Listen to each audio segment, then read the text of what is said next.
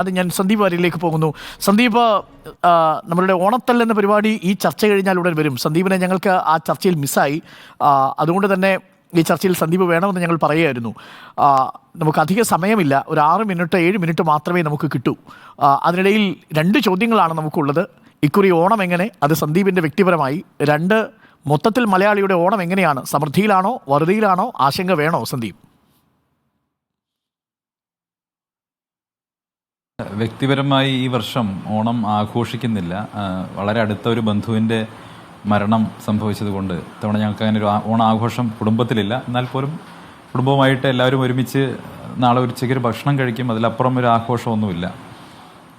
മറ്റൊന്ന്, നിങ്ങൾ അന്ന് വിളിച്ചിരുന്നു, എനിക്ക് ഷൂട്ടിങ്ങിന് വരാൻ സാധിച്ചില്ല. അന്ന് മറ്റൊരു പരിപാടിയുമായി ബന്ധപ്പെട്ട് കൊല്ലത്തായിരുന്നുകൊണ്ട് പരിപാടിയുടെ ഷൂട്ടിന് വരാൻ സാധിച്ചില്ല. എന്തായാലും അടുത്ത വർഷം നമുക്ക് തീർച്ചയായിട്ടും ആ പരിപാടിയിൽ കാണാം. കേരളത്തിലെ ഓണാഘോഷം നമുക്കറിയാം. വയനാട് ദുരന്തത്തിൻ്റെ പശ്ചാത്തലത്തിൽ മലയാളികൾ പൊതുവെ കുറച്ച് റിലക്റ്റൻ്റ് ആണെന്ന് നമുക്ക് തോന്നിപ്പോകുന്നു. എന്നാൽ പോലും ഓണം അടുത്തെത്തുന്ന സമയത്ത് എങ്ങനെയാണെന്ന് ആഘോഷിക്കാതിരിക്കുക എന്നൊരു തോന്നൽ എല്ലാ കുടുംബങ്ങളിലും ഉണ്ടാവും. ഒരു അത്യാവശ്യം ചില കാര്യങ്ങളെങ്കിലും ചെയ്തില്ലെങ്കിൽ കുട്ടികളൊക്കെ ഉള്ളതല്ലേ, അവർക്കൊരു വിഷമം ഉണ്ടാവുമല്ലോ. അപ്പം പുതിയ വസ്ത്രങ്ങൾ എടുക്കണം, സ്വാഭാവികമായിട്ടും നാളെ ഒരു ദിവസമെങ്കിലും സദ്യ ഉണ്ടാക്കണം, പൂക്കളിടണം, അത്തരം പൂക്കളം ഇടണം, അത്തരം ചില കാര്യങ്ങളുണ്ടല്ലോ. അപ്പോൾ അതുമായി ബന്ധപ്പെട്ട് ആളുകളൊക്കെ വളരെ, എനിക്ക് തോന്നുന്നു ഞാൻ ഇങ്ങോട്ട് വരുന്ന വഴിക്കും റോഡിലൊക്കെ നല്ല തിരക്കായിരുന്നു. സ്വാഭാവികമായിട്ടും മലയാളികൾ എന്തൊക്കെ ദുഃഖങ്ങളുണ്ടെങ്കിലും എന്തൊക്കെ പ്രയാസങ്ങളുണ്ടെങ്കിലും ഓണം അടുത്തെത്തി കഴിഞ്ഞാൽ എങ്ങനെയാണ് ആഘോഷിക്കാതിരിക്കുക എന്നൊരു വലിയ ചോദ്യം അവിടെ നിൽക്കുകയാണ്. അതുകൊണ്ട് തന്നെ ഓണാഘോഷം മാറ്റി നിർത്താൻ കഴിയില്ല. എങ്കിൽ പോലും ഈ ദുരന്തമുഖത്ത് വലിയ തോതിൽ വിഷമം അനുഭവിച്ചിട്ടുള്ള നമ്മുടെ സഹോദരങ്ങൾ വയനാട്ടിലുണ്ട്. അവരോടുള്ള ഒരു ഐക്യദാർഢ്യം എന്നുള്ള നിലയ്ക്ക് ഓണാഘോഷത്തിൽ പൊതുവെ മലയാളികൾ ഒരല്പം കുറവ് വരുത്തിയിട്ടുണ്ട് എന്നാണ് എനിക്ക് തോന്നിയിട്ടുള്ളത്. പിന്നെ പൊതുവെ വിലക്കയറ്റം നല്ല രീതിയിൽ തന്നെ ഉണ്ട്. ഇപ്പോൾ സപ്ലൈകോ മാർക്കറ്റുകളിലൊക്കെ പഞ്ചസാര, അരി ഉൾപ്പെടെയുള്ള അത്യാവശ്യം വേണ്ട കാര്യങ്ങളൊക്കെ നല്ല വിലക്കയറ്റം ഉണ്ടായിട്ടുണ്ട്. അത് ജനങ്ങളെ കാര്യമായി ബുദ്ധിമുട്ടിച്ചിട്ടുമുണ്ട്.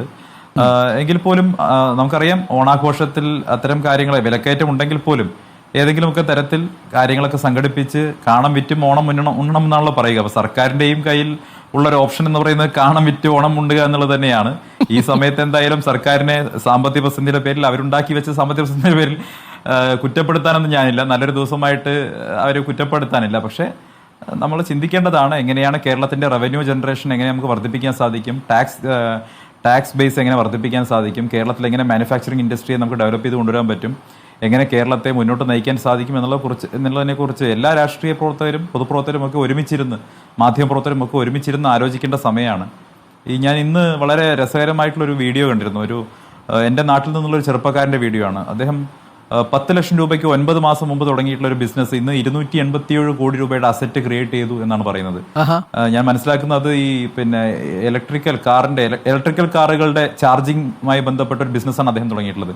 അപ്പോൾ വലിയ പ്രതീക്ഷകൾ നൽകുന്ന ഈ വലിയ വിഷമത്തിൻ്റെയൊക്കെ വാർത്തകൾക്കിടയിലും പ്രതീക്ഷകളുടെ ചെറിയ ചില തുരുത്തുകൾ നമ്മുടെ നാട്ടിലുണ്ട് എന്നുള്ളത് വസ്തുതയാണ്. അപ്പം നമ്മുടെ ചെറുപ്പക്കാർ ഈ ബ്രെയിൻ ഡ്രെയിൻ സംഭവിച്ച് വിദേശ രാജ്യങ്ങളിലേക്ക് പോകുന്നതിന് പകരം നമ്മുടെ നാട്ടിൽ തന്നെ ഉറച്ചു നിന്ന് ഇത്തരം ചില സ്റ്റാർട്ടപ്പുകൾ തുടങ്ങാനും പുതിയ പരീക്ഷണങ്ങൾ നടത്താനും ഒക്കെ തയ്യാറാവുകയും അതിന് സർക്കാരുകൾ, സംസ്ഥാന സർക്കാരും കേന്ദ്ര സർക്കാരും ഒക്കെ ഒരേപോലെ പിന്തുണ കൊടുക്കുകയും ചെയ്യുന്ന സാഹചര്യം ഉണ്ടായാൽ നമ്മുടെ നാടും മാറും, മുന്നോട്ട് വരും. കേരളവും മഹാബലി ഭരിച്ചിരുന്ന കാലത്ത് പോലെ എല്ലാവരും ഒന്നിച്ചു പോകുന്നൊരു നല്ല നാള് വരും എന്ന ശുഭപ്രതീക്ഷയോട് കൂടിയിട്ടാണ് ചോദ്യം ചോദിക്കട്ടെ.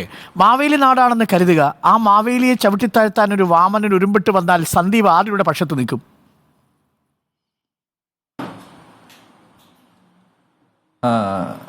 അതിലൊരു കുഴയ്ക്കുന്ന ചോദ്യമല്ലോ. നോക്കൂ, നമ്മുടെ മിത്തുകളിലൊക്കെ അല്ലെങ്കിൽ നമ്മുടെ ഇതിഹാസങ്ങളിലൊക്കെ ഇത്തരം കുഴയ്ക്കുന്ന ചോദ്യങ്ങളുണ്ടല്ലോ. ഉദാഹരണത്തിന് കർണനാണോ അതോ അർജുനാണോ ശരി?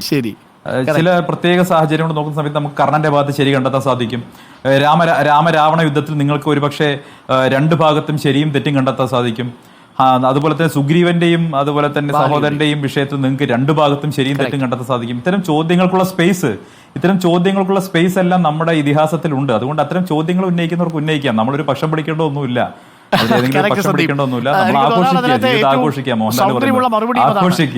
അത്തരം ചോദ്യങ്ങൾക്കുള്ള ഒരു ഇടം നൽകുന്നതാണ് നമ്മുടെ മിത്തുകൾ എന്നതും ഒരു വളരെ പ്രധാനപ്പെട്ട കാര്യമാണ്. Thank you Sandeep. എന്തായാലും സന്ദീപിനെ ഞങ്ങൾക്ക് മിസ് ചെയ്തു ഓണത്തല്ലിൽ.